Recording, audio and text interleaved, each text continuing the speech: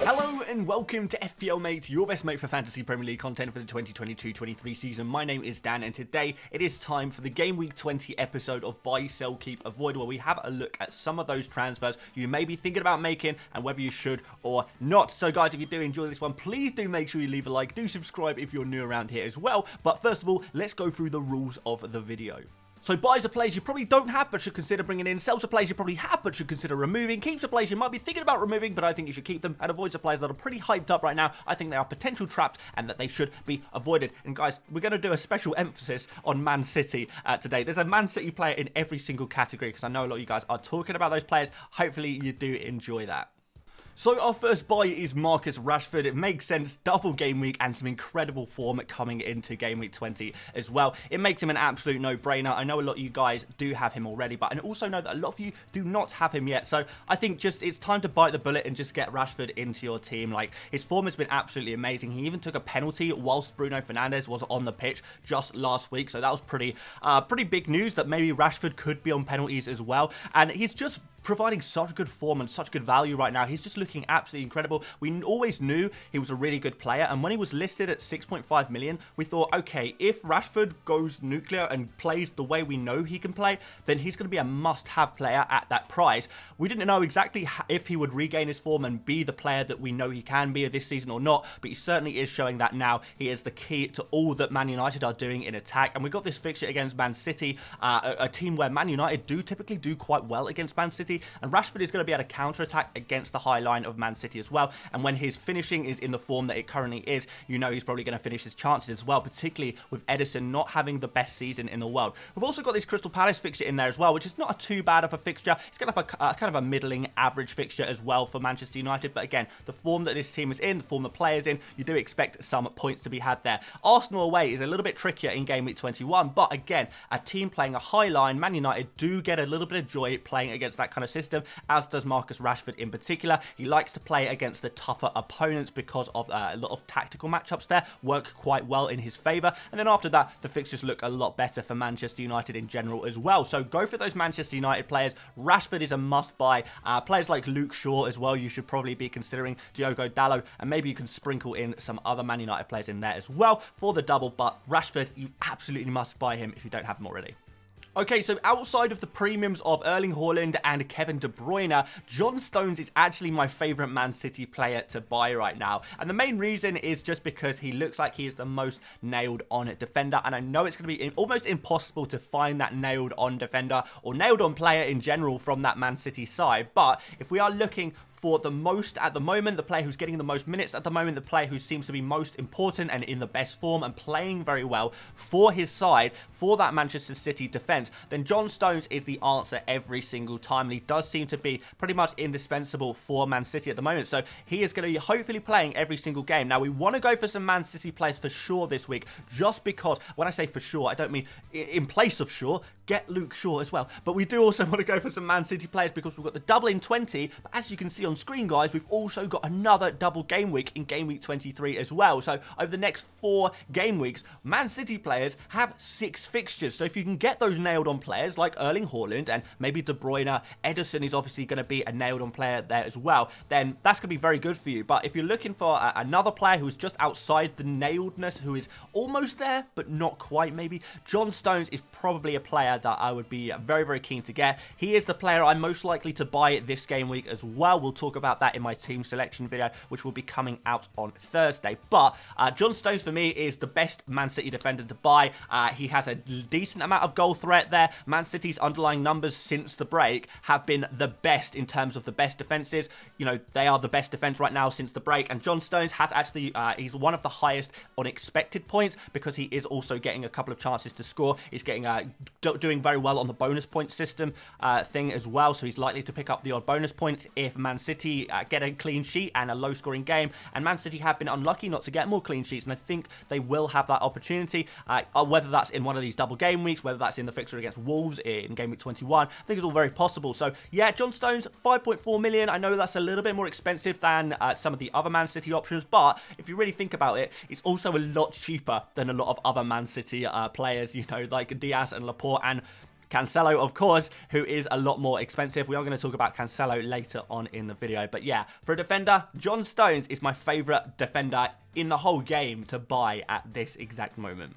Mason Mount is a sell, and I would probably say that all Chelsea players are sells right now. It's just not looking too good for Chelsea at the moment, and another poor result there against Man City. We saw for the second time where they lost, 3-0. It's kind of a little bit disappointing, let's put it that way. So yeah, Mason Mount, unfortunately his numbers are just not very good. Yes, he did score a goal a couple of weeks ago, right? But his expected goals very low, his expected assists very low. Chelsea in general just are not scoring very many goals at the moment, and although their fixtures are not too bad, we've got Crystal Palace here, Liverpool who are struggling defensively, Fulham and West Ham. The fixtures actually look okay, but it kind of doesn't really matter. The fixtures can be as good as they like, because if Chelsea are only scoring 1 goal per game, you're kind of having to depend on that coming from Mount, when it could also come from Kai Havertz or Sterling or Aubameyang if he's on the pitch, or Pulisic if he's on the pitch, Ziyech or whoever else, maybe João Felix now that he's coming into Chelsea as well. It's going to be more and more difficult to predict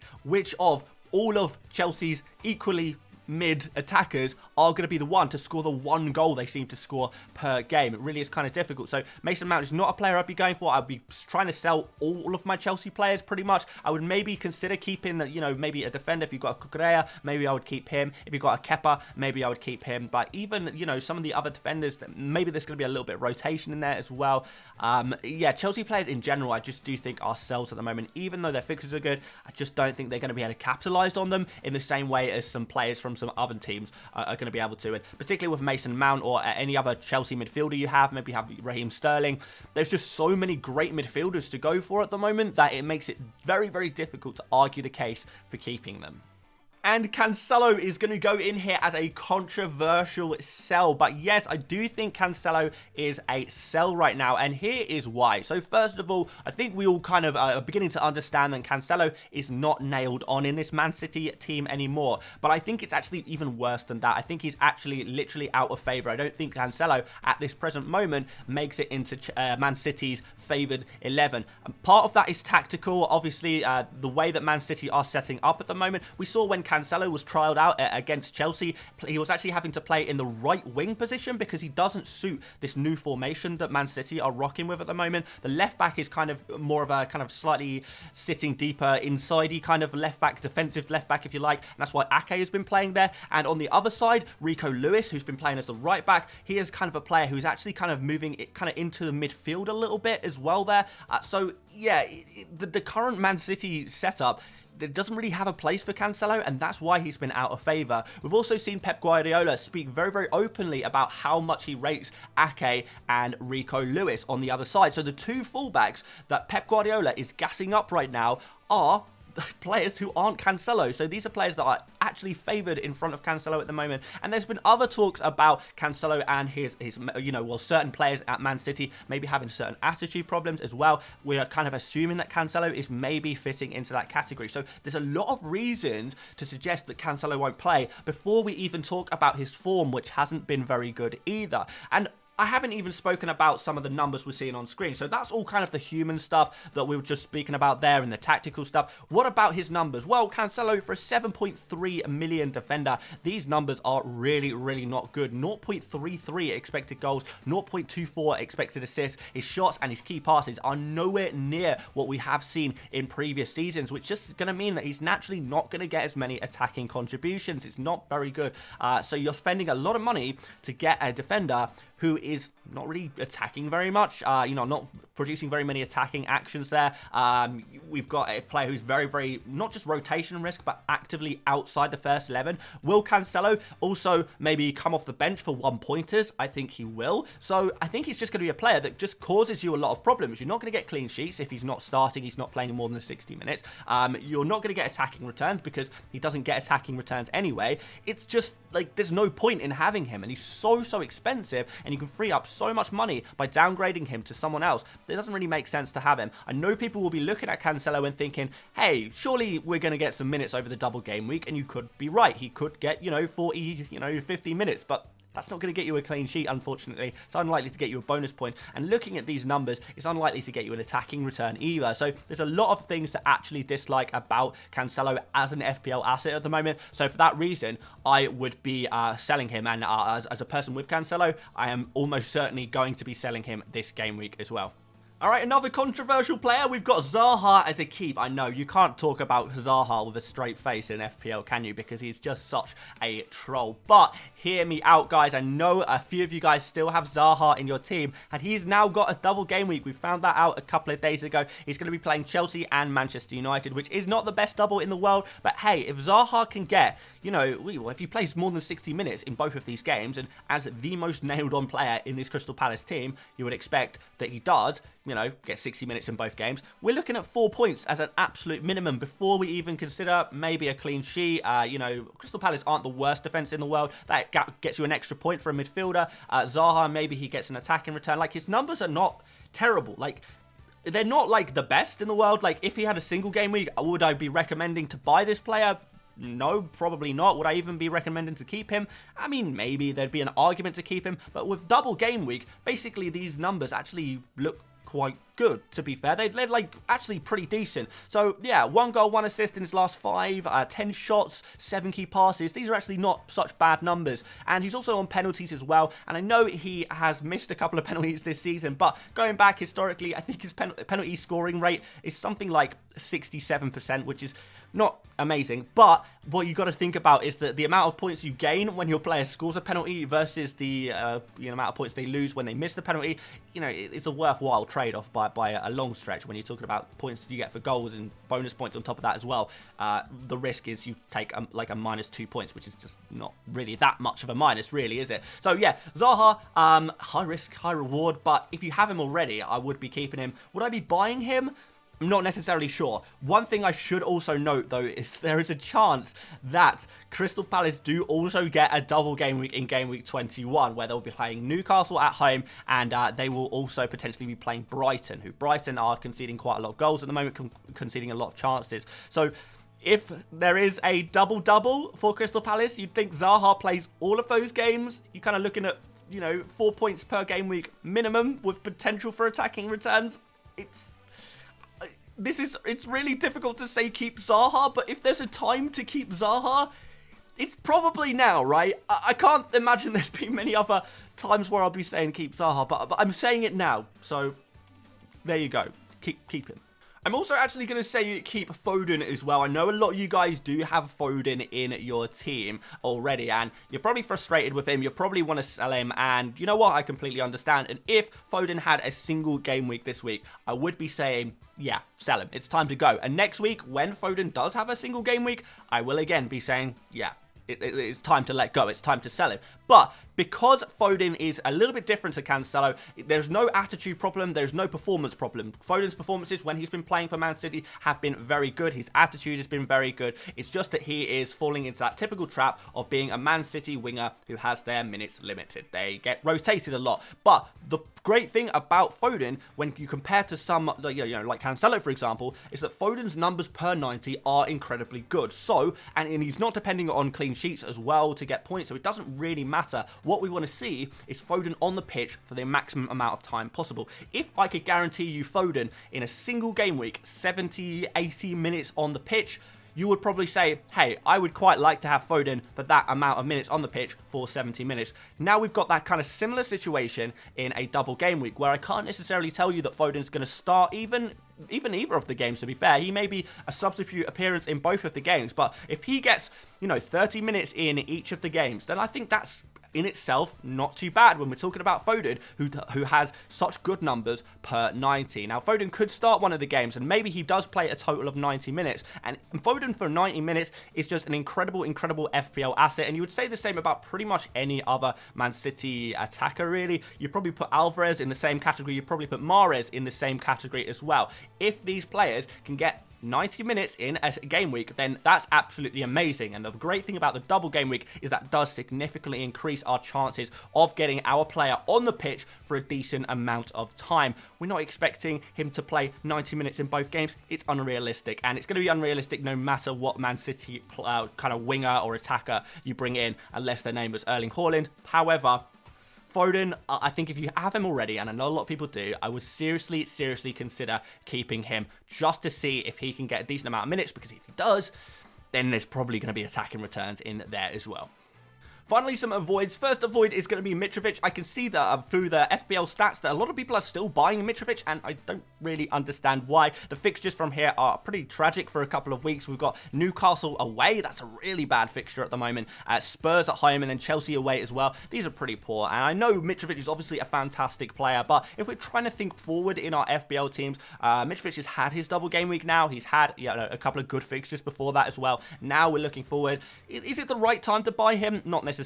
If I had Mitrovic already, would I be keeping him? Potentially, yeah, I would definitely consider keeping him. If there is no other obvious moves to make, I'll probably keep Mitrovic, but would I buy him now? No, definitely not. I don't think I would. I think there's a lot of other players, particularly with double game weeks now, or looking likely to have double game weeks in the near future.